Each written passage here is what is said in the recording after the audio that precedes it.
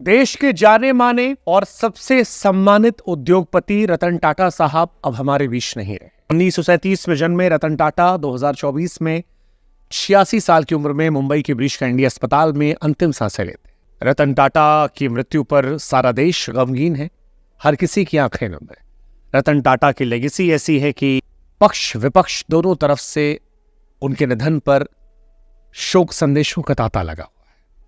शायद ही देश में कोई दूसरा व्यक्ति होगा जिसे इतना सम्मान मिला होगा जितना सम्मान रतन टाटा साहब को मिला। हालांकि मृत्यु इस जीवन का अंतिम सत्य है, हर किसी को एक रोज इससे गुजरना है। लेकिन रतन टाटा के ना रहने पर एक सवाल उठ रहा है कि कौन बनेगा टाटा का उत्तराधिकारी। किसके हाथ जा सकती है 3800 करोड़ के साम्राज्य की कमान। 86 साल की उम्र में रतन टाटा साहब का निधन हुआ। मुंबई के ब्रीच कैंडी अस्पताल में आईसीयू में वो एडमिट थे। रतन टाटा केवल अपने कारोबार के लिए नहीं बल्कि अपने उस दान करने वाले दानवीर व्यक्ति के तौर पर भी जानने आते थे। उद्योगपति रतन टाटा की पहचान एक समाज सेवी की रही है।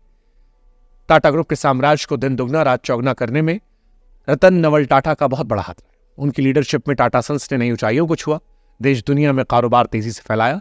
टाटा ट्रस्ट के जरिए देश को आगे बढ़ाने, गरीबों के जीवन स्तर को बेहतर बनाने के लिए रतन टाटा ने कई काम किए। टाटा को लाइमलाइट की दुनिया से दूर रहने, सादा जीवन, उच्च विचार वाली जिंदगी के लिए जाना जाता है। लेकिन अब जब सवाल उनके उत्तराधिकारी का हो रहा है, क्योंकि रतन टाटा की शादी तो हुई नहीं थी, इंडिया चाइना वॉर के चलते उनकी शादी रह गई थी, उनका कोई संतान नहीं है, उनके उत्तराधिकारी को लेकर चर्चाएं कई है। 3800 करोड़ के विशाल साम्राज्य को कौन संभालेगा, कौन टाटा अंपायर की देखरेख करेगा, इस सवाल के कई जवाब है। टाटा ग्रुप में उत्तराधिकारी को लेकर पहले से योजनाएं बन रही है। एन चंद्रशेखरन ने टाटा सन्स के चेयरमैन पद पर 2017 से है। इसके अलावा टाटा ग्रुप की अलग अलग होल्डिंग कंपनियों में परिवार के दूसरे लोग भी हैं जो आगे आने वाले समय में अलग अलग जिम्मेदारियां निभा सकते हैं। कई नाम है, जैसे सबसे आगे नाम है नोएल टाटा का। टाटा ग्रुप के संभावित लीडर्स में सबसे मजबूत दावेदार नोएल टाटा है।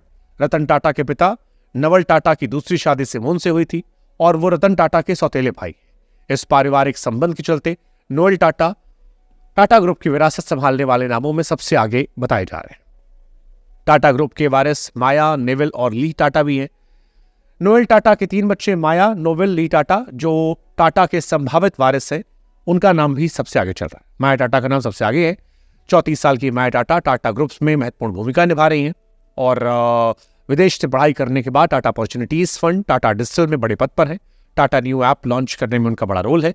अपने विजन और बेहतर रणनीति के चलते वो एक प्रमुख दावेदार हैं। नेविल टाटा बिजनेस लीडर है। 32 साल के नेविल टाटा फैमिली बिजनेस में काफी रुचि रखते हैं, ताल्लुक गहरा है। टोयोटा की मानसी किर्लोस्कर से शादी करने वाले नेविल स्टार बाजार के मुखिया हैं। ये company hyper market chain trend limited के तहत आती है। उनकी लीडरशिप में टाटा फ्यूचर लीडर की झलक मिलती है और एक मुखिया बनने की संभावनाएं उनमें भी देखी जा रही है। हॉस्पिटैलिटी सेक्टर को आगे बढ़ा रही हैं ली टाटा। 39 साल की ली टाटा तीनों भाई बहन में सबसे बड़ी हैं। टाटा ग्रुप के हॉस्पिटैलिटी सेक्टर की रीढ़ कहा सकता है। स्पेन के ही आई बिजनेस स्कूल में पढ़ी हैं और ताज होटल रिजॉर्ट, ताज पैलेस को एक्सपैंड करने में उनकी अहम भूमिका है। इंडियन होटल कंपनी के ऑपरेशन देख रही हैं। टाटा ग्रुप का कद हॉस्पिटैलिटी इंडस्ट्री में और मजबूत कर रही है। रतन टाटा का उत्तराधिकारी इन्हीं में से कोई हो सकता है। हालांकि रतन टाटा समाज सेवा काम के लिए जाने जाते थे। बिजनेस रणनीतियों को आकार देने में इन लोगों ने उनकी मदद की थी। नोएल टाटा और उनके बच्चों के नाम इस लिस्ट में सबसे आगे हैं। टाटा ग्रुप के फ्यूचर लीडर्स में इनोवेशन, इंटीग्रिटी और सामाजिक प्रभाव जैसी बड़ी जिम्मेदारियां निभानी है। टाटा साहब जिन्होंने जीवन भर शादी नहीं की, उनकी नेटवर्थ 3800 करोड़ रुपए है। अब सवाल यह है कि रतन टाटा के बाद इसकी जिम्मेदारी किसे मिलेगी।